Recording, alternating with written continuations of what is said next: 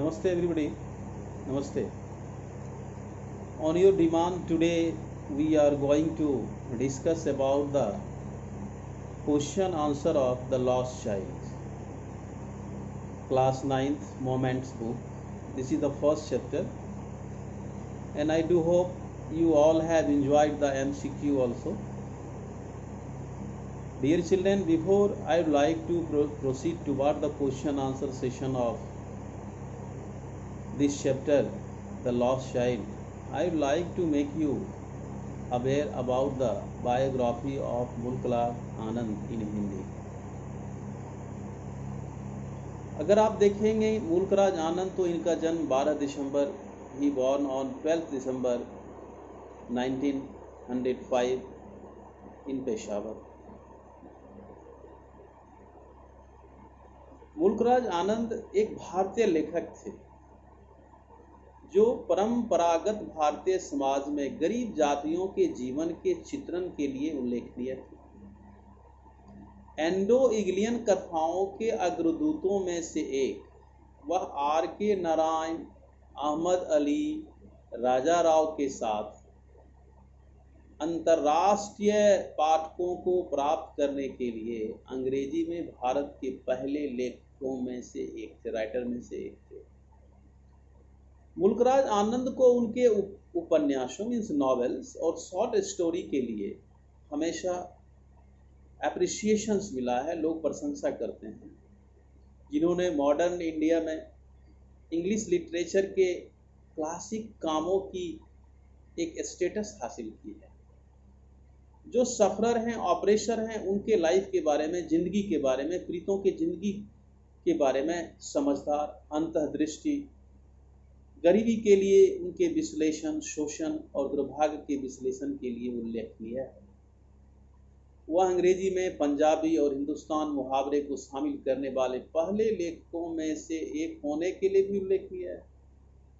इतना ही नहीं, he was awarded with Padma Bhushan, one of the honorable citizens award by government of India. उन्हें पद्म भूषण की भी अवार्ड से नवाजा गया था।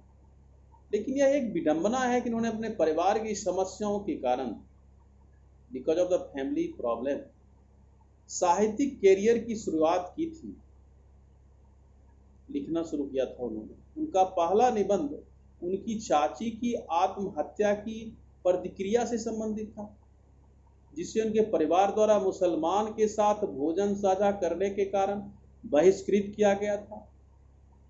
उनका पहला उपन्यास था untouchable. This I have asked in your MCQ question also. In the year 1935 this novel was published, untouchable, जिसमें उन्होंने भारत की अछूत समस्या का बेबाक चित्रण किया था। आज हम कोरोना वायरस से लड़ रहे हैं और कोरोना की ये देन है कि अब कहा जाता है कि दूरी बनाइए, छुआछूत की बीमारी है, ये दूर रहिए आप। लेकिन 100 साल बाद परिदृश्य बदल चुका है। उन्होंने लिखा कि छुआछूत की बीमारी थी, गांधी जी ने इसके लिए फाइट किया। उनका दूसरा उपन्यास था कूली। आप लोगों ने कूली एक फिल्म भी देखा होगा। कूली एक बाल श्रमिक के रूप में काम कर रहे 15 वर्षीय लड़के पर आधारित था, जो तपेदिक से ग्रस्त होने के कारण मर जाता है। मुल्कराज आनंद ने भारत के स्वतंत्रता संग्राम में भी भाग लिया था, means he was a freedom fighter also, और स्पेनिश नागरिक युद्ध में गणतंत्रवादियों के साथ लड़े थे, स्पेन में भी जाकर। द्वितीय विश्व युद्ध के दौरान उन्होंने लंदन में BBC के लिए एक पटकथा लेखक के रूप में काम किया। स्क्रिप्ट राइटर थे वो सेकेंड वर्ल्ड वॉर में, जहां वह जॉर्ज के ऑरवेल के मित्र बन गए। और कूली जो एक बुक थी, उसने एक अंतरराष्ट्रीय ख्याति प्राप्त की थी।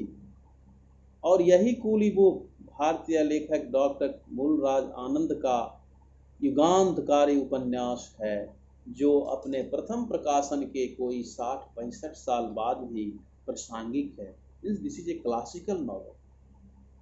यह हिमाचल प्रदेश के कांगड़ा इलाके के ऐसे अनाथ और विपन्न किशोर को केंद्र में सेंटर में रख करके लिखा गया है, जिसे पेट भरने के लिए मुंबई जैसे महानगर की खाक छाननी पड़ी,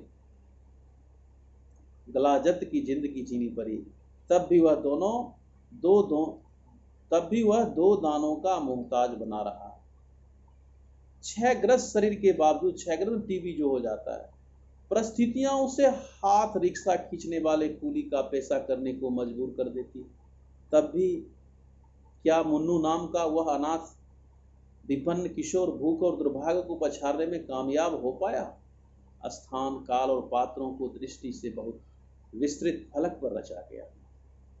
यह उपन्यास यद्यपि ब्रिटिश भारत में घटित हुआ, किंतु अभावग्रस्त ग्रामीण जीवन को जिन सामाजिक आर्थिक परिस्थितियों से टकराते जूझते यहाँ दिखाया गया है, वे पहले की तुलना में आज और अधिक गंभीर और अधिक जटिल हुई। साहित्य जगत में मुल्कराज आनंद का नाम हुआ उनके उपन्यास अनटचेबल्स से, जिसमें उन्होंने भारत में अछूत समस्या पर बारीक और ठोस चित्रण किया था, सजीव चित्रण। अनटचेबल्स की भूमिका लिखी थी प्रख्यात अंग्रेजी लेखक E.M. फोस्टर ने अपने अगले उपन्यास coolie two hills and but the village across the black waters of the sword and the sickle में भी उन्होंने प्रीत की कथा को उकेरा। भारत की आज़ादी के लिए जारी संघर्ष से प्रभावित होकर मुल्कराज आनंद 1946 में भारत लौट गए। पेशावर में 12 दिसंबर 1905 को पैदा हुए आनंद अमृतसर के खालसा कॉलेज से पढ़ाई करने के बाद इंग्लैंड चले गए और कैम्ब्रिज तथा लंदन विश्वविद्यालय में पढ़ाई की। पीएचडी की उपाधि प्राप्त करने के बाद उन्होंने League of Nations School of Intellectual Cooperation Geneva में अध्ययन किया। दूसरे विश्व युद्ध के बाद वे भारत लौट आए और तत्कालीन बम्बई में अस्थायी रूप से रहने लगे, जिसे आज मुंबई कहते हैं। 1948 से 1960 तक उन्होंने देश के कई विश्वविद्यालय में अध्यापन का भी काम किया। बाद में वे ललित कला, जिसे ड्राइंग आप कहते हैं, ललित कला अकादमी और लोकायत ट्रस्ट से भी जुड़े। 28 दिसंबर 2004 में पुणे में उनका निधन हो गया। वे अंतिम समय तक सक्रिय रहे और साहित्य सृजन को समाज सेवा करते रहे। इन महान आत्मा को हमें श्रद्धांजलि देनी चाहिए, and we must be thankful to him also. Now we are going to read about the question answers of this chapter. First question is, what are the things the child sees on his way to the fair? Why does he lag behind?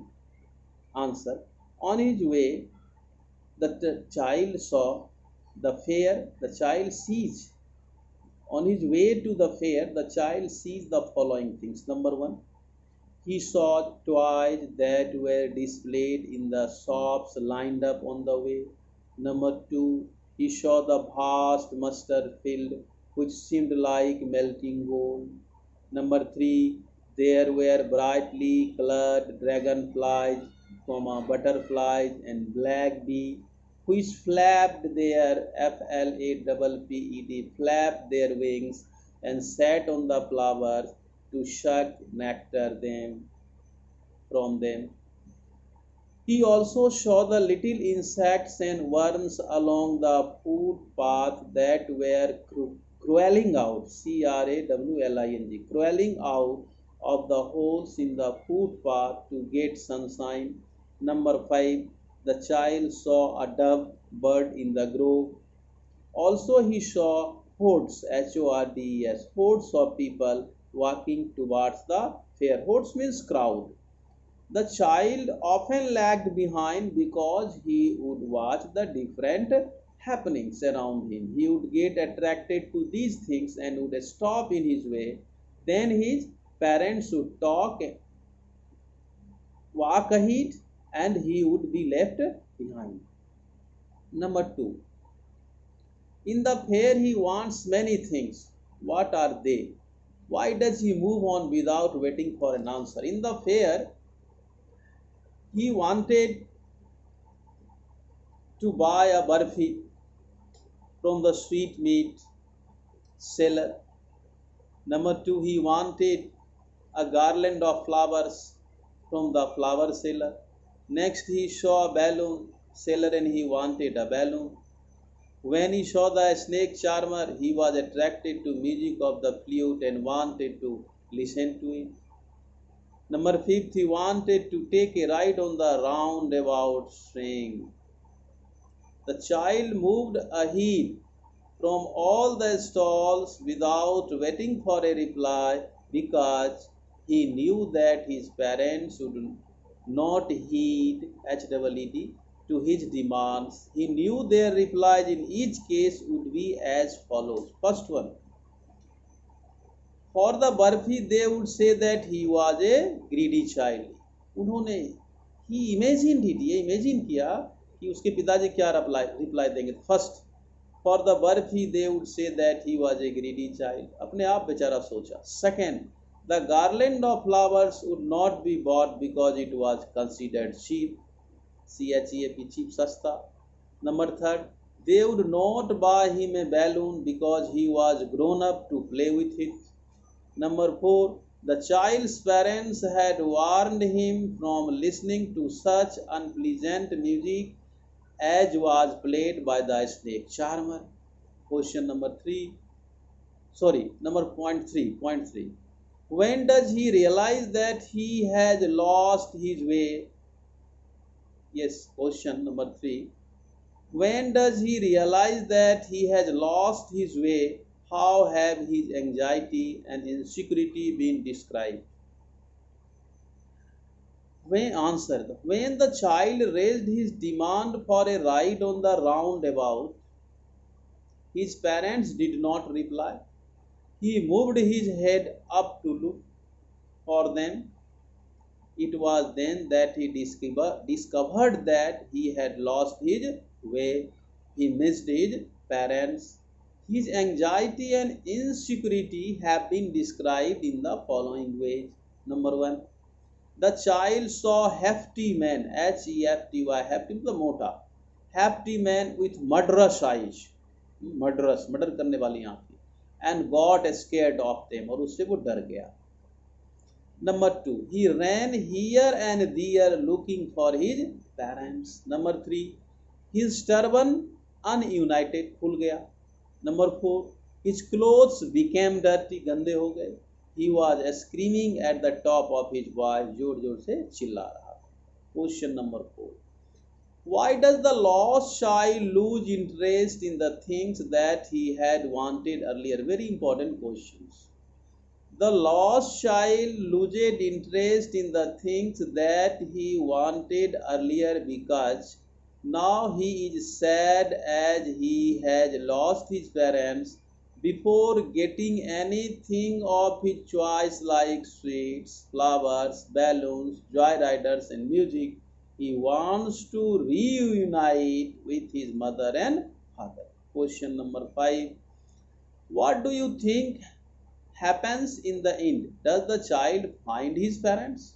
Remarkable question. The ending of the story is not given. I think the end, the boy finds his parents standing at the fair reception.